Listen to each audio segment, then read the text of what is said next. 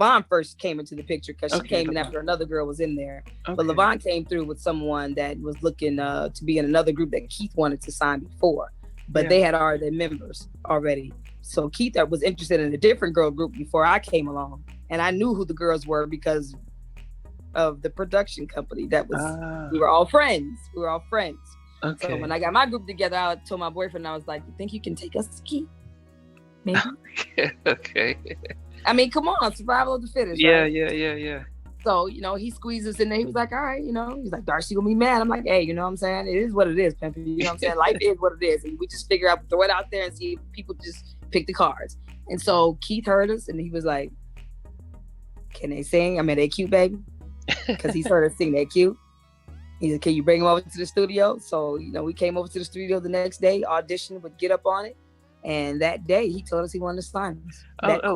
Did you already have Get Up On It written? He had Get Up On It written. Okay, and he wanted you guys to sing it and then perform in front of him. Okay. Right. So we basically, he gave us the backgrounds to sing. We got in the booth, and we were singing, to Get Up On It. And so it was his song. Yeah. And he just basically added us to it when we started, you know what I'm saying? That's how we auditioned for him, was singing Get Up On It. Wow. And that's how we started. And we was like, all right, that's going to be the song that's going to drop, that's going to introduce us. So, okay. So now at this point now, did you then say, okay, you've got the three of you guys together. The name itself, who came up with the name? Because Keith... No, the name was mine too. Okay. Yeah. Okay. I kind of built my own little, thing and just took it to him. He didn't really come up with much, when it comes down to Kut Klose per se. But we did have to change our name because our name was not Kut Klose at first. It was Nubian 3. Okay. Because we were an urban contemporary gospel group at first. We were not a secular group. And, because I still wanted to please my father. I still had those things in me that I wanted to, I didn't want my dad to be disappointed in me. I'm a daddy's girl. And so I tried to keep some of what was taught, and make it like BB and CC Winans, because, you could have songs that could be for God or for, a relationship. You know what I'm saying? Yeah. But when we got with Keith, you know what I'm saying? You already know what that joke is. The bed dude about, you know what I'm saying? Talking about the bed doors, man. Can I get about this bed dude? What you doing, man? Yeah. So when we got with Keith, we were singing Get Up On It. And I was like, see, what had happened was... Yeah. That's just the industry. Yeah, it takes you by surprise. My dad wasn't happy. Let's just say that. But then at that time, then when you guys were signing with Keith, did you? Because you were working at LaFace, so you knew the background stuff, and your boyfriend at the time had the publishing stuff. Did you then know about the paperwork? To make sure that you guys aren't just going to be singing and nothing comes back to you guys. Did you know? Well, I did know about the paperwork. Did or didn't? But I did. You did, okay. But there's a but. You're not gonna get everything you want. Okay. I mean, come on. You think you're gonna come up in here green as a doggone green bean, that you gonna come and get everything you want? Nah, bruh. It don't work like that. Okay. So everybody has to pay their dues in some kind of way.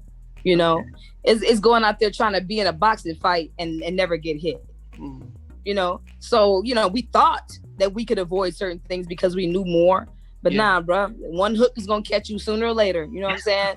It's a straight doggone Tomb Raider. You know what I mean? You get caught in something. Something gonna cut your neck off, your leg, knee, something is you gonna miss some kind of limb coming back, limping. You know what I mean? So we tried to avoid as much as we could and get our own little, lawyer and stuff. It was like, well, we got our own lawyer, so they ain't gonna be able to get over. Man, this, this business, everybody know everybody in here now. Yeah. We're the only ones that didn't know that. You know what I'm saying? I'm like, come on, man. You think people don't know who you know, dude? These days, you better watch your mouth anyway, because you just never know who know who. Yeah. You know what I'm saying? So we thought that we had the right lawyer, but nah, bro. We got into a hell of a situation because we signed a 7-album deal. So a 7-album deal, that's a lot. No one releases an album a year. So basically, that's almost 14, 15 years. That's if you release one album every 2 years. Yeah. And most people sit on the shelf for a couple, years before you even start working on the album. When you're talking about being on the roster like Electra, I mean, we had a lot of people out there, but still, everybody had to wait. And I'm like, to sign that many years of your life away to anybody if it ain't gonna be your husband is foolish. But did you have a choice at that point? Was it of course, we always have choices, but we just ate it because we thought we could do better the next time around. Well, if we do better, we can change the contract next time around. So, I mean, if the album went like 10 million or so, you could then go back and negotiate. Is that what you were saying? You probably could. But when you doggone this business, man, them jokers screw you so hard. I mean, come on, you hear the story about TLC? Yeah. They're like one of the biggest selling groups of all time, female-wise, they are. And they got jacked. You know what I'm saying? Yeah. So what makes you think that, what is this, Queen Victoria over here, or Elizabeth or somebody? No. Nah, bro, we like, you know what I'm saying? I wish I could say I was like that dude who won, you know what I'm saying, like this, but nah, bro, we was like this. We was on the lower registers, you know what I'm saying? So, no, we got juked bad in many ways, you know what I mean? But, I really don't have no regrets because you live and you learn. Yeah. No, and the reason I ask this because pretty much most of the people I've interviewed have all said the same thing, especially the R&B. Whether it's In Vogue, whether it's the Rude Boys, Ready for the World, everyone I've interviewed have said the same thing, and especially with black artists, and which is very sad to hear. But I do wonder then, because you had the insight, did you then think, okay, if we can't get the right points on the album, maybe with the writing and the publishing, because you already have that, did you have that set up at least to have some? Yeah, I did, but the crazy thing about that is that, okay, we wrote on the album. They were like, all right, go on and write. Guess what they're gonna do? They're gonna slip a publishing contract inside the record recording contract that comes 2 in 1. You know what I'm saying? Which came with us. We had the publishing contract and recording together. And we gave up our publishing for $1. Like, who the hell gives an advance for $1? $1. It said it. What do you mean you gave up? What does that mean? You give up your rights, because when you sign a publishing deal with a publishing company, you have to give them 50%, whatever the deal is, of whatever you do, and they give you an advance. And usually you have to make enough money back to pay that advance back before you get back into, getting your, monthly dues or whatever, right? Yeah. But if they only give you $1 for an advance and they already immediately taking your publishing, they just getting money for free. Because how much money you got to pay back? What, a cent? So we didn't have any money that he gave us, because you're like, the people who gave us, who helped us record the album, they got a publishing deal for $150,000. You understand? Wow. $150,000. We got a publishing deal for $1. Wow. That's how jacked up that contract was. And to even know that you're screwing somebody in that sense is just really just disheartening as people, to me. Like, we only live one time. You know what I'm saying? Yeah. We only live one time. Why do people make it so hard for someone just to enjoy life? Yeah. Or to just make it, come on, why do we even fight to stay in homes? Like, a home is a necessity. Food is a necessity. Cars really is a necessity. Yeah. You know what I'm saying? It's something that's normal that you should have in order to make life go around, right? But for whatever reason, people try to just take everything away and see what can you make out of this dirt to get you down the street? Like, no one wants to extend a helping hand to even be fair, to be like, all right, everybody deserves a place to freaking live. Everybody deserves freaking water. Are you insane? Everybody deserves food. Like, what the actual freak, yo? It just makes me so angry when it comes down to just the selfishness of human beings. Yeah. And no more so than the music industry, where they just take advantage of of talent, especially I don't know why black artists a lot more, because we hear more of the stories. But then the fun part is that you the things that you guys were good at, which was the singing. How was the recording, the process of recording the album, the Surrender? Well, we recorded mostly at the house that I was living in, the house that me and my boyfriend had, because everybody came down here to record. We recorded,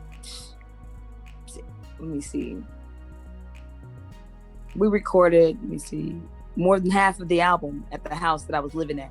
Wow. because a studio is a studio if the engineer is great. Keith had like $1 million studio with the big ass SSL board that went from one side of the room to the next side of the room, and we did Get Up On It, but that Get Up On It the mix sounded worse than what we did in the freaking doggone bedroom. You know what I'm saying? Or a studio that was made into a bedroom was made into a studio. You know what I'm saying? And so I'm like, we got a better sound on like some ADATs or DA88s than your SSL board. So it's not really where you are, it's who can doggone tweak it.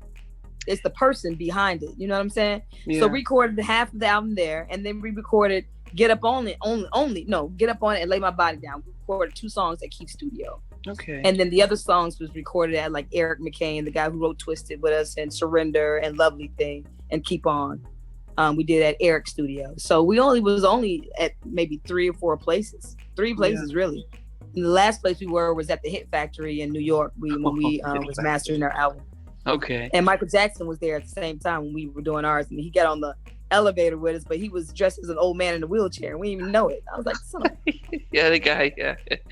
Man, it's crazy, yo. Yeah. So by the time Get Up On It came out, had you finished recording your album, or was that still? Yes. Get Up On It was done. I mean, the whole album was done. By the time Get Up On It came out, and we basically started doing everything was recorded already. Okay. So we were finished in 94. And then Get Up On It came out later on in that year.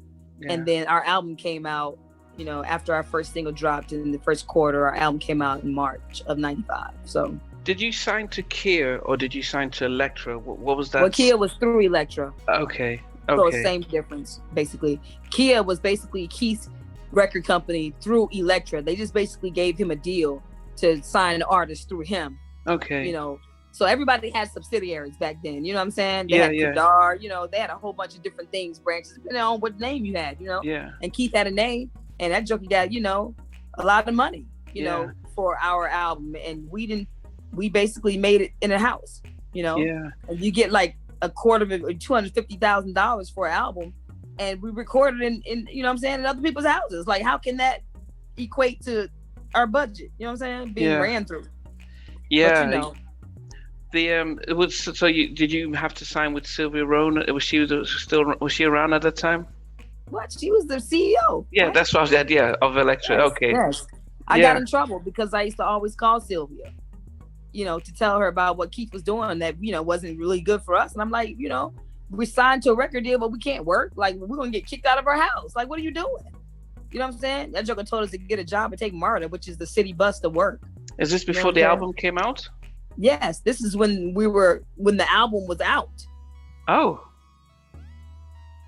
So you already had a hit single with Get Up On It out there. Yes, we had a hit single with Get Up On It. And then Keith wouldn't allow us to make money and tour us, or because he was our record company. So it's like, give us some artist development, get us on some shows, something, you know what I'm saying?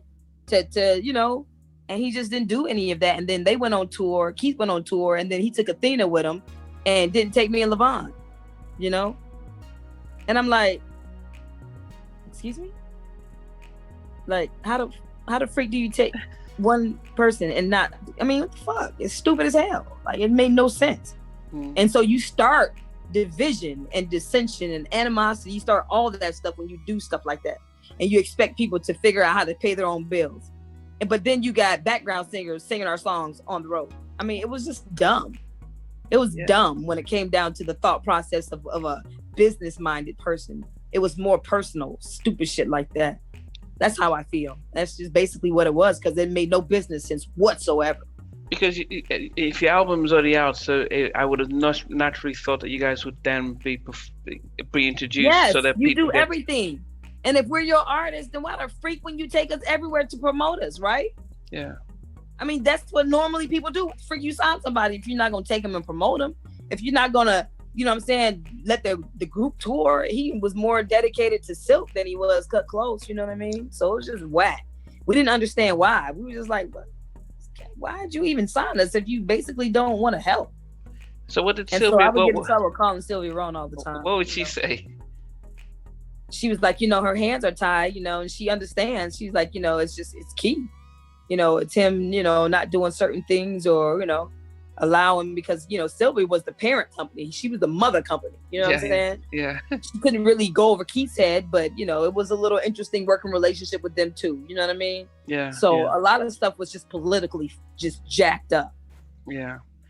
So then, when the first single that from your album, I Like, comes out, were things a little bit different?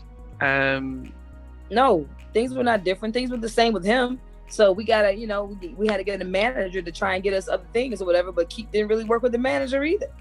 Like, it was like a sabotage monkey wrench in this shit, it was crazy.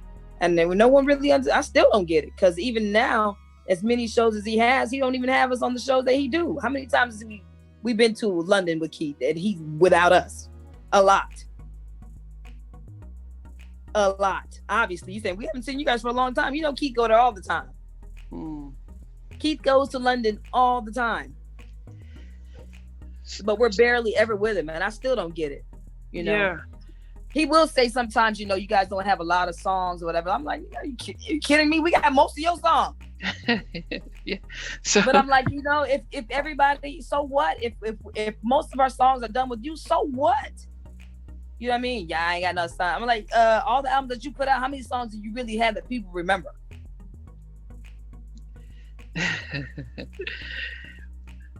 So I mean, I Like comes out. It's storming the charts. It's massive hits.